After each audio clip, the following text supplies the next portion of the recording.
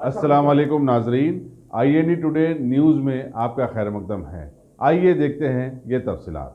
Parliament में 370 bill के abrogation का बिल लाने से पहले फारूक अब्दुल्ला से प्रधानमंत्री ने बैठकर मुलाकात की। वो सारी दुनिया ने देखा।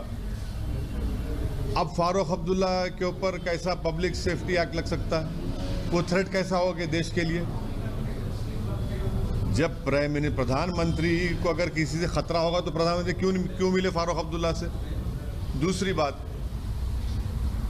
Amit Shah home minister parliament में चीख मार कर बोलते रहे कि ना उनको डिटेन किया गया ना अरेस्ट किया गया। अब आप बताइए, आप झूठ बोल रहे थे क्या जब आप?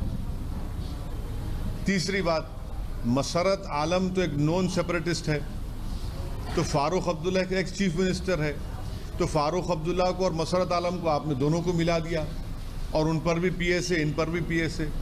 तो इससे साफ जाहिर हो रहा है कि ड्रैकोनियन एक्ट वहां पर यूज किया जा रहा है। एक एक्स चीफ मिनिस्टर, 80 साल का एक ज़ईफ शख्स, उससे डर हो रहा है आपको? तो इसका मतलब यह है कि आप कश्मीर में कोई नॉर्मलसी है ही नहीं। आप जो बोल रहे हो सरासर झूठ है कि सब खुल गया। जब एक 80 साल का चीफ मिनिस्टर और PSA लगा रहे आप, तो कहां की नॉर्मलसी वहां पर? तो इससे पूरा जाहिर हो रहा है कि आपने मिसअप कर दिया पूरा। वहां पर मसरत आलम को और फारूक अब्दुल्ला को आपने एक ही सफ में लाके खड़ा कर दिया। अगर आपने हमारे चैनल को सब्सक्राइब नहीं किया है तो आपको यहाँ सब्सक्राइब बटन दिख रहा है, उसे क्लिक करिए और सब्सक्राइब कीजिए और साथ ही साथ बेल आइकॉन को भी क्लिक करिएगा, जिससे कि आपको ताज़ा अपडेट मिलते रहें।